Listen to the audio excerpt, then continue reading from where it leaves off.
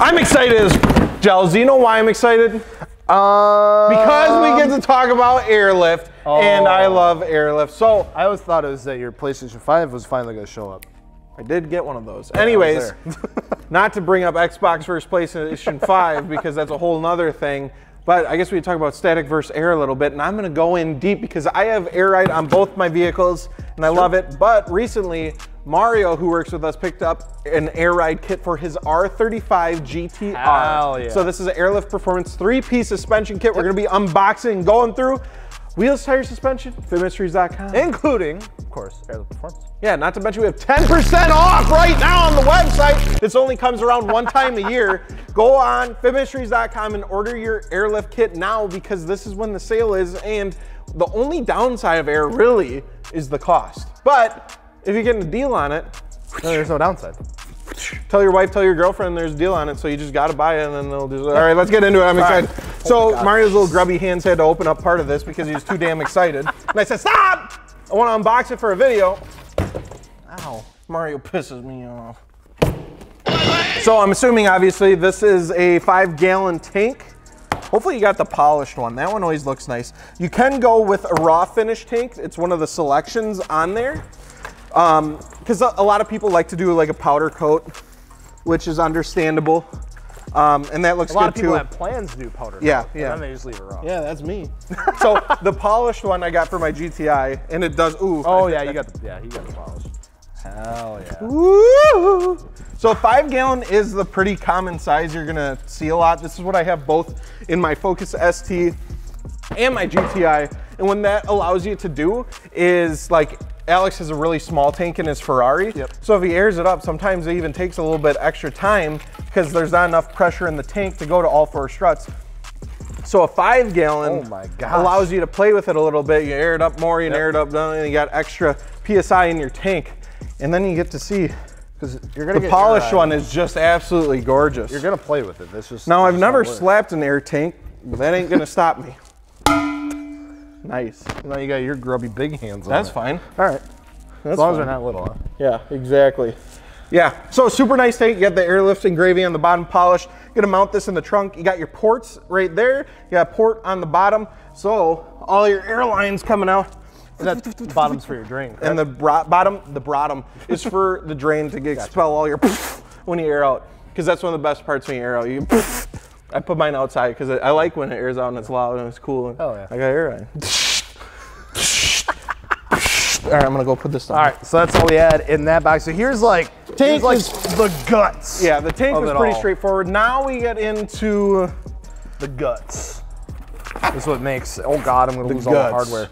All right, so a bunch of hardware for mounting the tank. There's gonna be a lot of that. Elbows, other fittings. Don't lose those. Looks like they come all like Teflon taped already. That's Don't pretty nice. lose those. I would definitely recommend picking up some Teflon tape or plumber's tape, whatever you want to call it. You're gonna be using a decent amount of that. And then, yeah, so those are just parts of everything that's in there, nothing too snazzy. You don't need that. He'll figure it out. And then get that box out of there. Oh, more knife time. Give me knife time. So, looks like we got our compressor. Taking a little peek ski at this, we got the compressor for your setup right now. So you go open up that. I'm gonna open up this box. Yeah, I thought Mario got a dual compressor setup. What I would recommend, if you do have a little bit of extra cash, going with a dual compressor setup is worth it.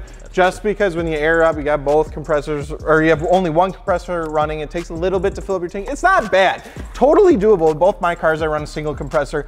But if you have the option, I'd say go dual compressor.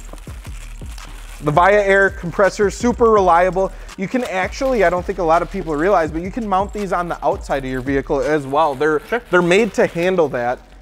You put it in an inconspicuous spot, obviously, somewhere probably around your rear bumper. So I mounted both mine since I have hatches in the rear where the spare tire is, and that's where I mount mine. They have some rubber bushings there to kind of help with sound deadening and everything like that. You just want to be a little mindful where you mount it. You don't want to, it needs air, right? Obviously, and then they get hot too if it's struggling to get air. So you want to make sure you got some ventilation in there as well. Cool. All right, so here it looks like we got like the brains of everything. So let's go ahead and take this out here. So this is where the 3P comes in. So the actual management itself. So nice. This is the brains of the guts. That's really nice. Brains of guts. Brains of guts. Gut brains. Pull this little sleeve off right here. Airlift Performance 3P. So when you open her up, yeah, it's super cool here. They're showing you. You got the app that you can download on your phone, so you can actually control all of your Airlift goodies right from your phone. And then, I'm not gonna open this up now, but they do have an install guide that they include with it. It is one of the best install guides. Full color pictures, detailed explanations. Specific for your vehicle. Yeah, it makes it easy, pretty straightforward.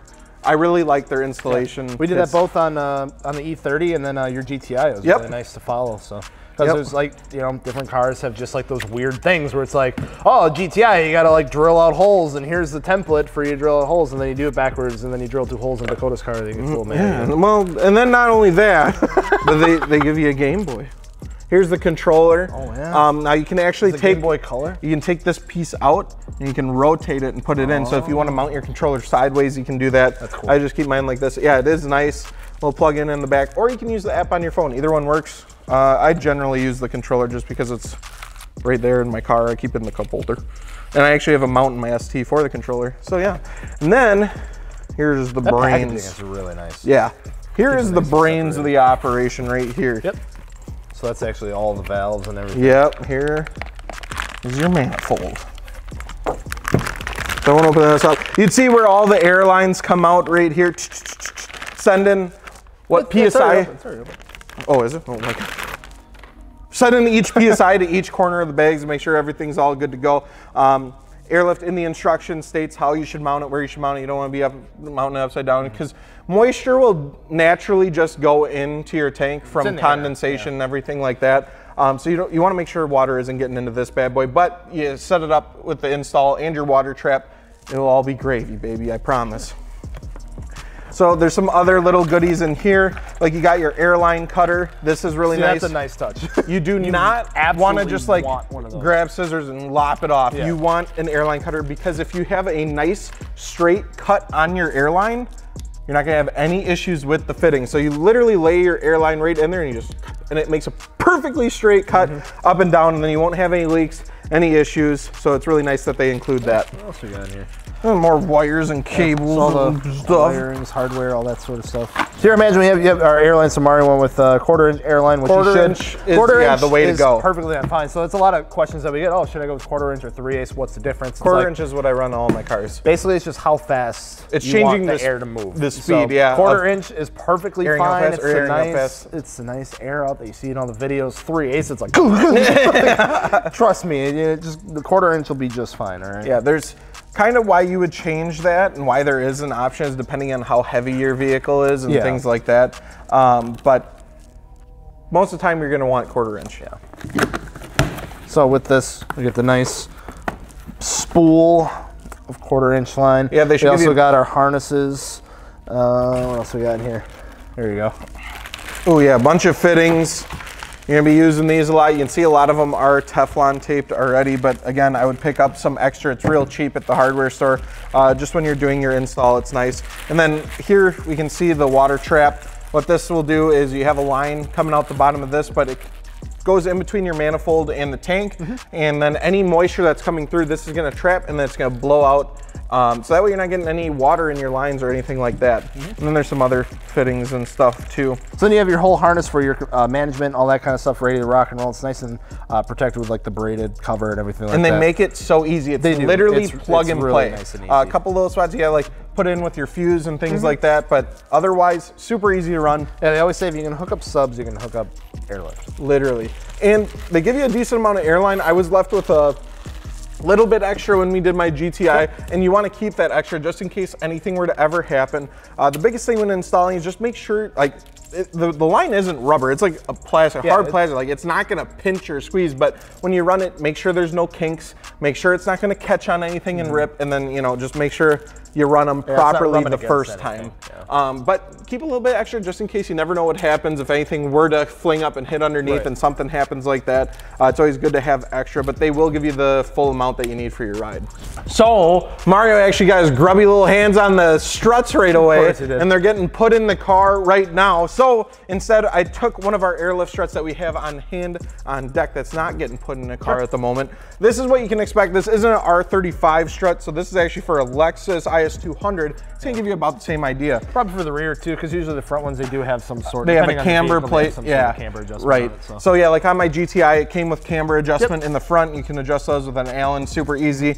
But what people don't realize too is there is dampening on these that it's adjustable. So you can make it harder, you can make it softer, and it helps with the rideability and everything like that. In a sense, the same thing as your coilover. Instead of a spring, it's just the airbag. But you still have a shock, like an oil shock. And then too, what you can do, like let's say you don't want to run 70 PSI in the front, so it's a real stiff ride. You can adjust the strut a little bit lower, a little bit higher, get it dialed in, so that way you can run what PSI you want. Or if you're going for that fender to lip fitment and you don't want it to air out and boom, you know, smoke the lip of your wheel, you can dial it in so it just comes and then it stops and it's fully aired out directly on top of your wheel. So there's a bunch of adjustabilities with these.